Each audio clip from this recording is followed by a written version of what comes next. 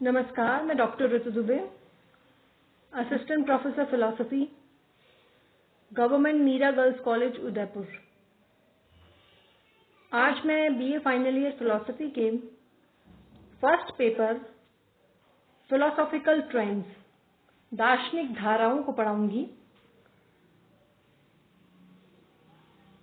Philosophical trend से संबंधित अपने पिछले वीडियो में मैंने दर्शन और धर्म के संबंध की चर्चा की थी और आज हम बात करेंगे दर्शन और विज्ञान के बीच संबंध की। दरअसल दर्शन और विज्ञान में बहुत ही घनिष्ठ संबंध है। दोनों की ही उत्पत्ति जिज्ञासा से, विश्व को समझने की चेष्टा से होती है।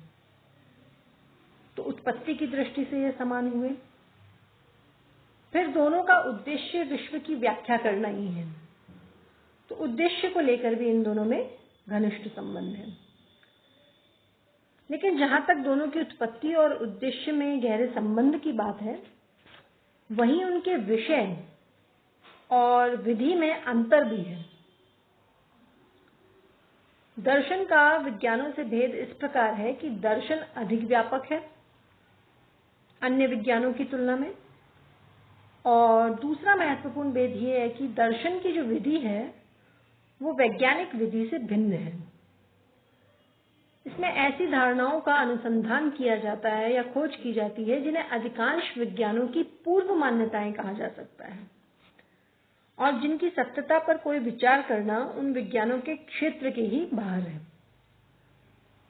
सामान्य रूप से तो इन धारणाओं का प्रयोग दर्शन और विज्ञान दोनों में होता है,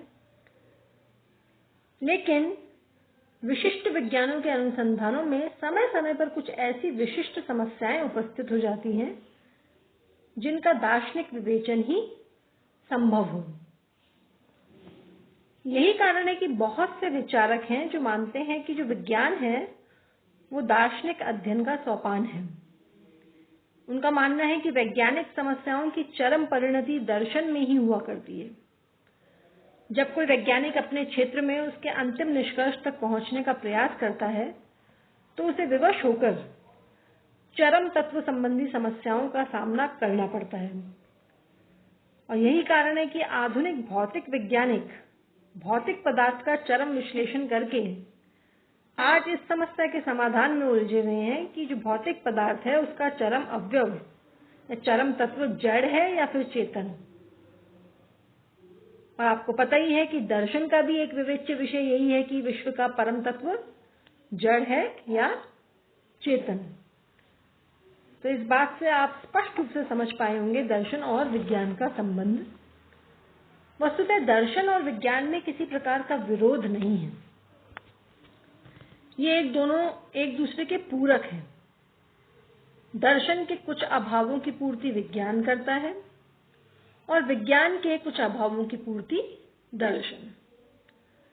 अतः विज्ञान की प्रगति का प्रभाव दर्शन पर और दर्शन की प्रगति का प्रभाव विज्ञान पर पड़ना स्वाभाविक है। दूसरे शब्दों में कहूं तो ये एक दूसरे की समीक्षा करके प्रगति का साधन ही प्रस्तुत करते हैं। अच्छा, अगर हम विशेष रूप से भारतीय मत के अनुसार विचार करें दर्शन और विज्ञान के बीच संबंध की, तो आप पाएंगे कि भारतीय मत के अनुसार भी दर्शन और विज्ञान में कोई विरोध नहीं है। जीवन का उद्देश्य मोक्ष है भारतीय मत अनुसार, और इसका साधन है दर्शन। दर्शन को पराविद्या कहा गया है क्योंकि इसके द्वारा सत्य का यथार्थ ज्ञान प्राप्त होता है। और ज्ञान की जिन शाखाओं में केवल व्यवहारिक सत्य का अनुसंधान होता है या खोज होती है और जो परम सत्य तक नहीं पहुंच पाती, उन्हें अपराविद्या कहा गया है। यानी दर्शन में ये दो शब्द बहुत प्रचलित हैं, पराविद्या जिससे कि यथार्थ सत्य का ज्ञान प्राप्त होता है और अपराविद्या जिससे व्यवहारिक सत्य का ज्ञान प्राप्त होता है। तो जो विज्ञान है उसको अपराविद्या यानी जो व्यवहारिक सत्य का अनुसंधान करता है उसके अंतर्गत ही माना गया है, क्योंकि उसमें व्यवहारिक जगत के भिन्न भिन्न अंगों का अपना पृथक पृथक अध्ययन होता है। उनका उद्देश्य भी जीवन को दुखों से छुटकारा दिलाना है, जैसे दर्शन का उद्देश्य जीवन को दुखों से छुटकारा दिलाना है। हाँ, ये है कि उनको आंशिक सफलता ही मिल पाती है, क्योंकि दुख का पूर्ण निवारण तो तभी हो सकता है जब पूर्ण सत्य का ज्ञान हो। और ये जो पूर्ण सत्य का ज्ञान है, ये किससे होता है? दर्शन के द्वारा। दर्शन के द्वारा ही पूर्ण सत्य का ज्ञान संभव हो सकता है। परम तत्व के ज्ञान में व्यवहारिक ज्ञान कोई विरोध उपस्थित नहीं करता, लेकिन वो उसका सहायक हो जाता है।